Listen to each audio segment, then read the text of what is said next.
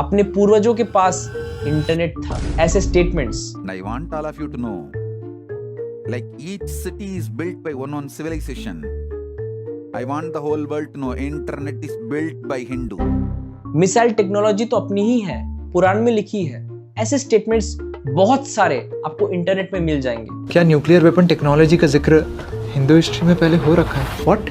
कहाँ? सबसे पहले महाभारत में ब्रह्मास्त्र जैसे अस्त्रों का जिक्र हुआ है। उनमें लिखा है कि इन अस्त्रों का इम्पैक्ट इतना था कि जमीन बंजर हो जाए, जल जहरीला और जीवन खत्म। सेम इम्पैक्ट जो आज के न्यूक्लियर वेपन्स करते हैं। ये सब क्या देखना पड़ रहा है? अच्छा है मैं अंधा हूँ। आज हम बात करने वाले हैं एक ऐसे वायरस के बारे में जो ना कोरोना है ना कोई फॉरेन अटैक। ये वायरस हमारे कैरेक्टर में है और ये धीरे धीरे बिन दिखाए बिन बताए हमें सदियों से कमजोर बनाते आ रहा है। और ये कोलोनाइजेशन नहीं है, फिर क्या है?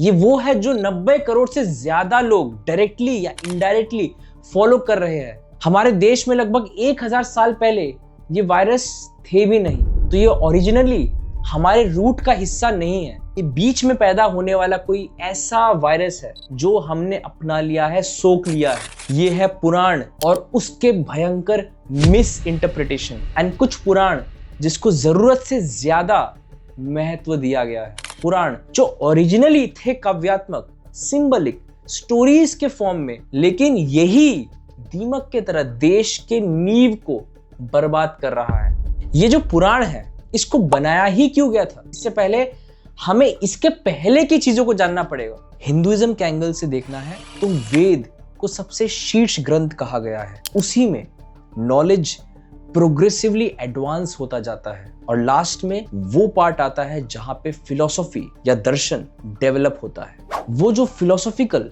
दर्शन वाला पार्ट है वहां पे ही वेद खत्म होता है, इसीलिए उसको वेदांत बोलते हैं, वेदांत। उसी के एक्सटेंड में उपनिषद बनते हैं। और ये जो कोर फिलोसफी है जो आज के साइंटिस्ट भी काफी ज्यादा फैसिनेटेड है, जैसे कि Erwin Schrodinger, Nikola Tesla, Heisenberg, Niels Bohr और कई सारे साइंटिस्ट जो आप सर्च कर सकते हो। फिर इतने बढ़िया फिलोसफी के बाद ये पुराण क्यों बनाया गया है? ताकि यही जो फिलोसॉफिकल बातें हैं वो मासेस तक पहुंच पाए एक स्टोरी, कहानी के माध्यम से। उस टाइम एजुकेशन जो था वो सिंगल डिजिट परसेंटेज से भी कम था। तब की इकोनॉमी इंटेलेक्चुअल रिगर के ऊपर टिका नहीं हुआ था। अगर मैं इवोल्यूशन के एंगल से देखूं तो होमोसेपियंस का सोसाइटी डेवलप ही हुआ है ग्रुप में रहकर, और क्लोज कम्युनिटी में बातें करना एक फ्रीक्वेंट एक्टिविटी बन गया ताकि सोशल बॉन्डिंग बन पाए। इसी रीजन से हमें स्टोरीज याद रह जाती है, गॉसिप्स याद रहते हैं। अब स्विच मारते हैं स्टोरीज से फिलोसॉफी तक। फिलोसॉफी या दर्शन कुछ ही लोग समझ पाए थे और वो चाहते थे कि ये बात मासेस तक पहुंचे, क्योंकि उनको पता चल गया था कि इससे ह्यूमन सफरिंग कम या खत्म हो सकती है। तो उन्होंने वही ह्यूमन टेंडेंसी का इस्तेमाल करके लोगों तक बात पहुंचाई जो कि स्टोरी सुनकर ही या सुनाकर ही संभव हुई। पर उनसे सबसे बड़ी भूल ये हो गई कि स्टोरीज तो स्टोरीज ही है। अब लोग उसका क्या इंटरप्रिटेशन करे वो तो बहुत ज्यादा पर्सनल और सब्जेक्टिव हो जाता है। पर आज इन्हीं पुराण को कुछ लोग साइंटिफिक मैनुअल मान रहे हैं। जब साइंस डायमेंशंस के बारे में यानी कि आयाम के बारे में कल्पना भी नहीं कर सकता था, उससे पहले ही हमारे पुराणों में ये बता दिया गया था कि दुनिया में 10 डायमेंशन एग्जिस्ट करते हैं। अपने पूर्वजों के पास इंटरनेट था, ऐसे statements. And I want all of you to know, like each city is built by one civilization. I want the whole world to know internet is built by Hindus. Missile technology तो अपनी ही है, पुराण में लिखी है। ऐसे statements बहुत सारे आपको इंटरनेट में मिल जाएंगे। क्या न्यूक्लियर वेपन टेक्नोलॉजी का जिक्र हिंदू हिस्ट्री में पहले हो रखा है? व्हाट? कहाँ? सबसे पहले महाभारत में ब्रह्मास्त्र जैसे अस्त्रों का जिक्र हुआ है। उनमें लिखा है कि इन अस्त्रों का इम्पैक्ट इतना था कि जमीन बंजर हो जाए, जल जहरीला और जीवन खत्म। सेम इम्पैक्ट जो आज के न्यूक्लियर वेपन्स करते हैं। ये सब क्या देखना पड़ रहा है? अच्छा है मैं अंधा हूँ। और साइंस के रियल बुक्स जिसमें इवोल्यूशन के बारे में बताया गया उसको लोग फिक्शन बोल के नकार देते हैं, हटाया जाता है। The most foolish theory in the history is theory of evolution. हम कैसे बन गए? हम इवॉल्व होते होते बन गए। बंदर से इंसान आ गया, ऐसे जंप करते करते करते बंदर क्या बन गया? इंसान बन गया। सो This is such a big foolishness. Problem ये है कि जिसको आप प्रूव नहीं कर सकते हो उसको आप सच घोषित कर देते हो, उसी पे जीते हो, उसी के बेसिस पे लोग बच्चा पैदा कर लेते हैं, उसी के बेसिस पे बच्चा मार देते हैं। टोटल 5 करोड़ लड़कियां मिसिंग हैं हमारे देश में, 5 करोड़। इसके पीछे पुराणिक मिस इंटरप्रिटेशन का बहुत बहुत बहुत बड़ा रोल है। दिख रहा है कि एक रॉन्ग फिलॉसफी कितने मर्डर के लिए रिस्पॉन्सिबल है। और ये मर्डरर्स कौन है? Unfortunately parents. क्या मैं सारे पेरेंट्स को बोल रहा हूँ? नहीं, मैं उस मान्यता को बोल रहा हूँ जो पुराण और मनुस्मृति से आया है, जिसपे लोग जीने और मरने को तैयार है। और कितना अजीब फिलॉसफी है। जिस मान्यता के कारण महिला का सबसे ज्यादा शोषण हुआ है, वही महिलाएं धर्मगुरु के प्रवचन सुनने जाते हैं। पुराण और स्मृति के रूल बुक्स जैसे मनुस्मृति ऐसा असर डाला है सोसाइटी में, जो उपनिषद या जो असली दर्शन या टेक्स्ट है उससे लगभग पूरा अपोजिट हो जाता है। और ये सोसाइटी 1000 साल पहले ऐसा नहीं था। सोचो, एक ऐसा सोसाइटी बना दिया जहां सवाल पूछना मतलब सवाल पूछने वालों की डिसरेस्पेक्ट कर रहे हो। और इसी तरीके से सवाल मर जाता है और सवाल पूछने वाला भी मर जाता है और भीतर की और बाहर की प्रोग्रेस बंद हो जाती है। हम मेंटल हेल्थ के लेवल पे, फिजिकल हेल्थ के लेवल पे और असली टेक्नोलॉजिकल ग्रोथ में इतने पीछे क्यों रह गए? अगर सब कुछ हमें विरासत में मिला है तो हम उसको आगे क्यों नहीं लेके गए? एक तरफ अंधविश्वास, सुपरस्टिशन, और दूसरी तरफ उपनिषद की समझ जो कहते हैं हर चीज पे सवाल करो। गॉड, भगवान, हर चीज को। हमारे वैदिक विद्वान तो ईश्वर की शरण में ना जाकर बुद्धि की शरण में जाने की बात कर गए। इयं विसृष्टिर यत आवभूव यदि वा दगे यदि वा न यो अस्माध्यक्ष परमे व्योमन सौंग वेद यदि वा न वेद। इसका अर्थ बताएंगे भास्कराचार्य? तैत्तिरीय ब्राह्मण में कहा है कि सृष्टि की उत्पत्ति कैसे, क्या किसी ने इसे रचा है? जो आकाश के ऊपर बैठा हुआ है वही इस बात को जानता है, या शायद वो भी नहीं। नीति करो, ये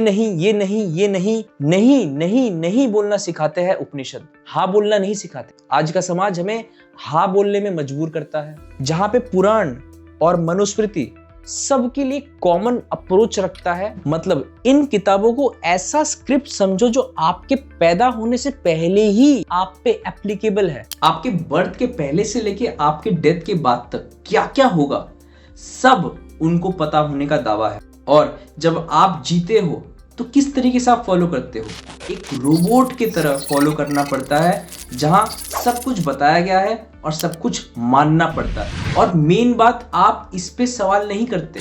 आप मेरे पे सवाल जरूर करोगे, ट्रोल जरूर कर सकते हो, पर उनको नहीं करोगे। दिक्कत ये है, पीयू रिसर्च 2021 के अकॉर्डिंग 70% से ज्यादा इंडियंस मानते हैं कि आपका फ्यूचर पहले से ही लिखा गया है। मतलब अगर आप फेल होते हो तो आप उसको कर्मा बोल देते हो। अगर सक्सेस नहीं मिल रही है तो आप पुराने जन्म के कर्म, आफ्टर लाइफ वाले कॉन्सेप्ट को लेके आते हो। और बीमार पड़ गए तो ग्रह दिशा, काला जादू, इन सब चीजों पे आपका ध्यान भटक जाता है। दिक्कत ये नहीं है कि आपके पास सवाल की कमी है, दिक्कत ये है कि आपके पास सबका जवाब है और उस पर इतना ज्यादा आत्मविश्वास है कि उसके लिए आप जीने मरने के लिए तैयार हो। ये माइंडसेट किस चीज को मारता है?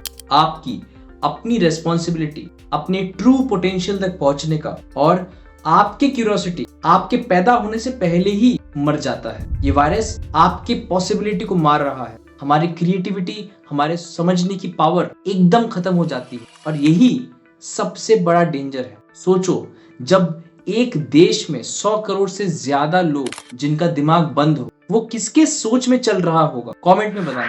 आप अपने एक भी ऐसा सोच बताओ जो सोसाइटी से इन्फ्लुएंस ना हो, इसको भी आप कमेंट कीजिए। इसमें अब्राहमिक रिलीजन को भी ऐड करता हूं, क्योंकि उनकी भी काफी रिग्रेसिव मेंटालिटी। आज मैं पुराणों की बात लेकर क्यों आ रहा हूं? क्योंकि ये बातें अनजाने में आपके रग रग में घुसा हुआ है। और खास बात यह है कि ये चीज आपको पता भी नहीं है कैसे आपको खत्म किया जा रहा है। और अगर पता चल भी जाता है तो आप उसको डिफेंड करते हो, आप उसको पूछते हो, सवाल नहीं पूछते। साइकोलॉजी में एक कॉन्सेप्ट है लर्न्ड हेल्पलेसनेस, कमजोरी जो सीखा हुआ, अक्वायर्ड हेल्पलेसनेस। जब इंसान बार बार फेल होता है, उसको लगता है कि कुछ भी नहीं बदल सकता, तो वो कोशिश करना ही छोड़ देता है। बचपन से सुनने को मिलता है कि सब भगवान की मर्जी है, सब लिखा हुआ है, मत सोच, ये प्रकृति का नियम है। एज अ रिजल्ट क्या हुआ? पूरा जनरेशन जो केपेबल है लेकिन उनको कंडीशन किया गया है, वो अपने हालत चेंज करने के लिए भी 100 बार सोचता है। 2022 के NCERT रिव्यू ने बताया कि 10% से कम इंडियन स्कूल्स है जहां क्रिटिकल थिंकिंग डायरेक्टली या इनडायरेक्टली पढ़ाया जाता है, लेकिन सब जगह मोरल साइंस क्लासेस है जहां बस मिथोलॉजिकल मोरालिटी है, कोई डीपर क्लैरिटी से निकला हुआ मोरालिटी नहीं है। उस मोरालिटी में भी हम ये नहीं पूछ सकते कि क्यों, ये चीज क्यों करना चाहिए, आपके पास जवाब नहीं है। सोचिए, अगर 12 साल तक बच्चे को सिर्फ याद कराना सिखाया जाए तो उन्हें सोचने समझने की शक्ति कब डेवलप होगी? लाइफ की रोज के डिसीजंस कैसे लेंगे? डेटा के अनुसार सिर्फ 5 में से 1000 इंडियन ग्रेजुएट बिजनेस स्टार्ट करते हैं। इतने कम एंटरप्रेन्योर्स, क्योंकि यहाँ पे सेफ्टी को गोल्ड स्टैंडर्ड मान के रखा है, इसलिए गवर्नमेंट जॉब का क्रेज है। पुराण में ऐसी कौन सी बात है जो आपको नया करने के लिए मजबूर करता है? आप बता सकते हो क्या? या पुराण में कौन से क्वेश्चंस है जो आपको करने के लिए मजबूर करता है, सोचने के लिए मजबूर करता है, इनोवेशन के लिए मजबूर करता है? नहीं है। ये काम उपनिषद जरूर करता है। रिस्क लेने की कैपेसिटी आती है जब आपको लगता है कि आपके पास कंट्रोल करने की क्षमता है, आप चूज कर सकते हो।